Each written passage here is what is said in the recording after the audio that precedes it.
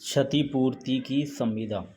भारतीय संविदा अधिनियम 1872 की धारा 124 के अनुसार एक पक्षकार दूसरे पक्षकार को ही हानि से बचाने का वचन देता है।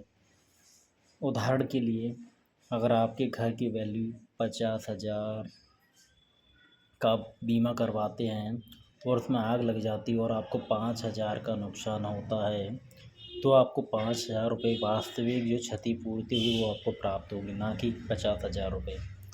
भारत में ब्रिटिश की तुलना में क्षतिपूर्ति की संविदा को अत्यंत सीमित रूप में परिभाषित किया गया है। केवल एक ही प्रकार की क्षतिपूर्ति को परिभाषित किया गया है, दूसरे पक्षकार को ही हानि से की पूर्ति करना।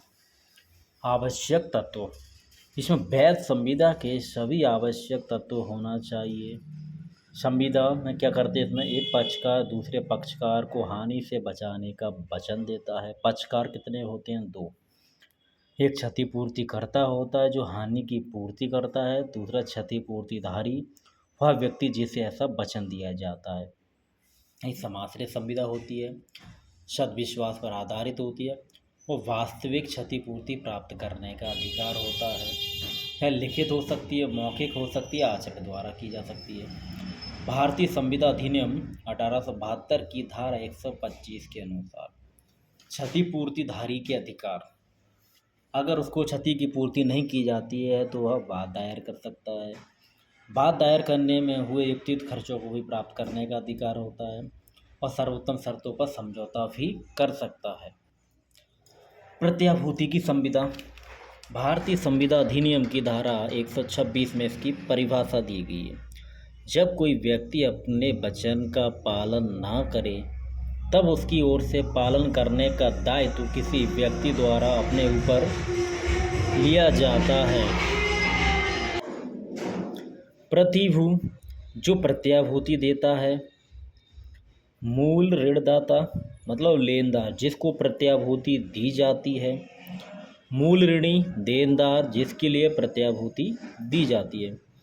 प्रत्याभूति के आवश्यक तत्व, इसमें तीन पक्षकार होते हैं, एक प्रतिभू, मूल ऋणी और मूल ऋणदाता।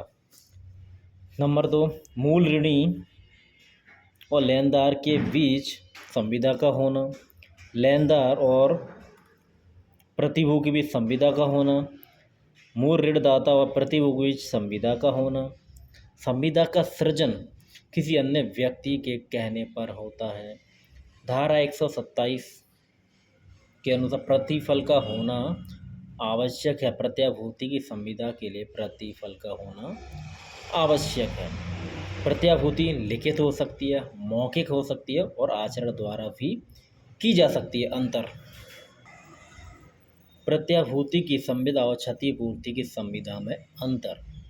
क्षतिपूर्ति की संविदा में केवल दो पक्षकार होते, एक क्षतिपूर्तिकर्ता और दूसरा क्षतिपूर्तिधारी, जबकि प्रत्याभूति की संविदा में तीन पक्षकार होते हैं, प्रतिभू, मूल ऋणी और मूल ऋणदाता। क्षतिपूर्ति की संविदा में जब एक पक्षकार दूसरे पक्षकार को ही हानि की पूर्ति करता है, जबकि प्रत्याभूति की संविदा में जब कोई व्यक्ति अपने वचन का पालन ना करे तब उसके वचन का पालन करने का दायित्व किसी अन्य व्यक्ति द्वारा अपने ऊपर लिया जाता है।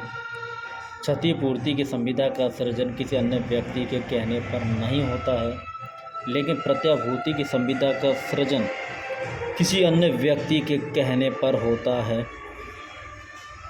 क्षतिपूर्ति की संविदा में क्षतिपूर्तिकर्ता की प्राथमिक जिम्मेदारी होती है, जबकि प्रत्याभूति की संविदा में प्रतिभू का दायित्व प्राथमिक ना होकर द्वितीयक होता है।